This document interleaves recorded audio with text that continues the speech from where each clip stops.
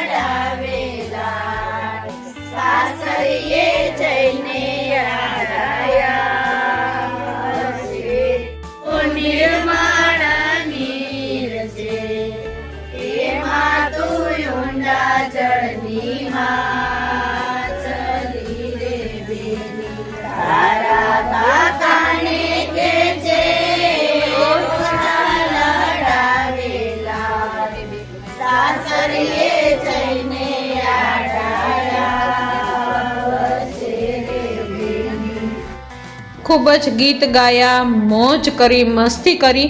ત્યાર પછી બધાને આઈસ્ક્રીમ ખવડાવી અને બધા જ ગેસ્ટ જતા રહ્યા અને અમે રહી ગયા હવે બાકી ઘરના જ સભ્યો. અને ત્યાર પછી તો ખૂબ ધૂમ મચાવી અમારી છોકરીઓએ અને અમે બધાએ પણ એને અમે વડીલોએ ને અમારી દીકરીઓએ ને વહુઓએ ને બધાએ ખૂબ સરસ મજાના રાસ લીધા ને ખૂબ મજા કરી ભાઈ. ધ્યાનું ને તો એટલી મજા આવી ને ન પૂછો વાત ભાઈ. જુઓ,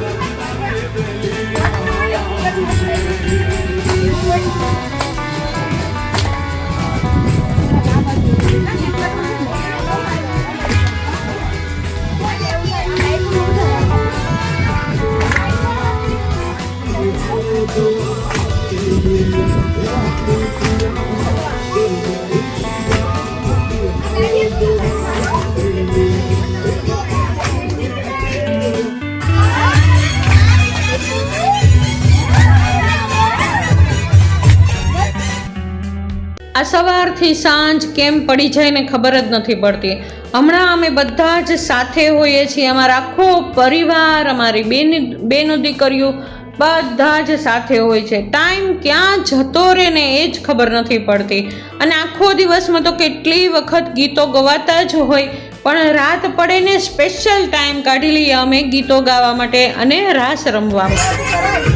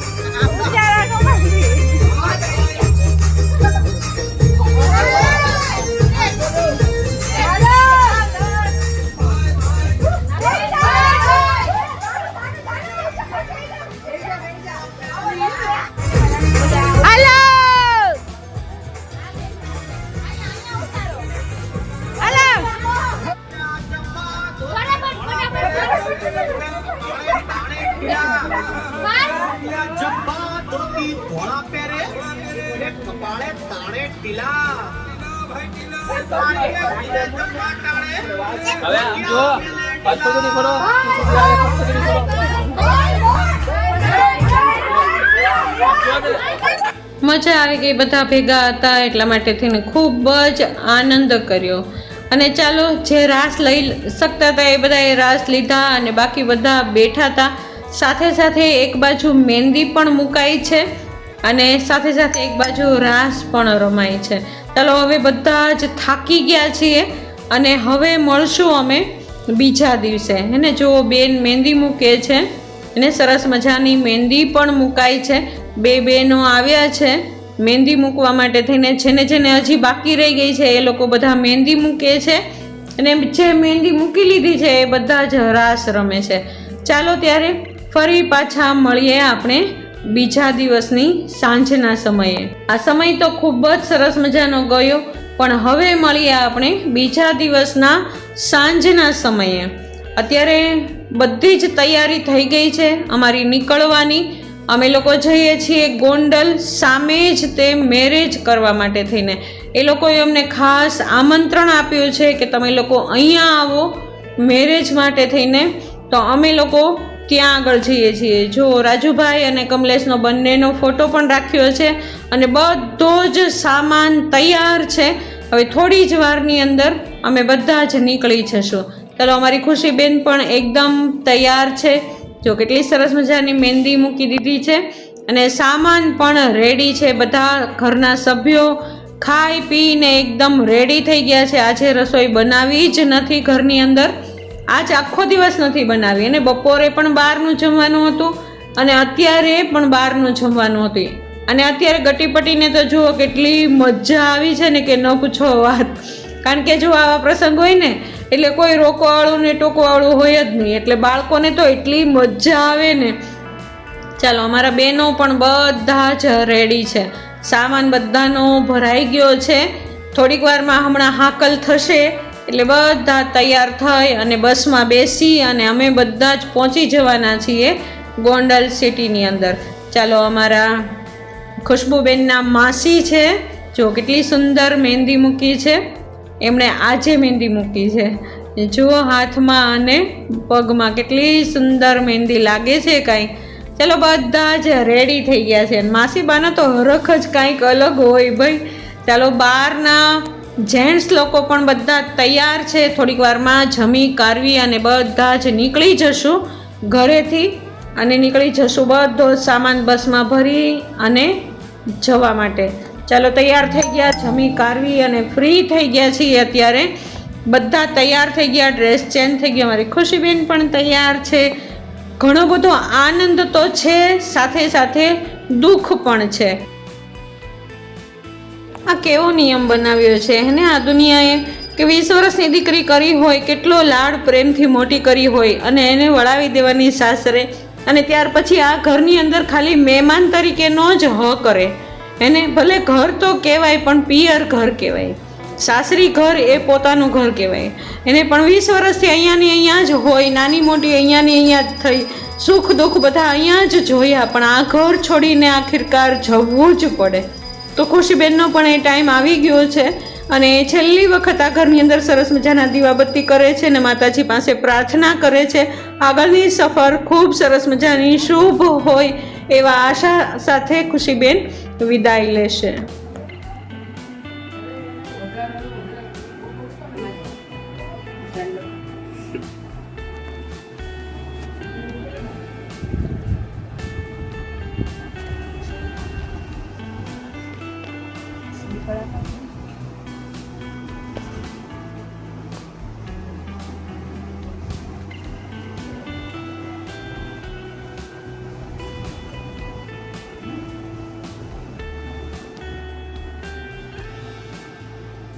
બોલો શ્રી કુળદેવી માત કી જય, સુરાપુરા બાવાની જય.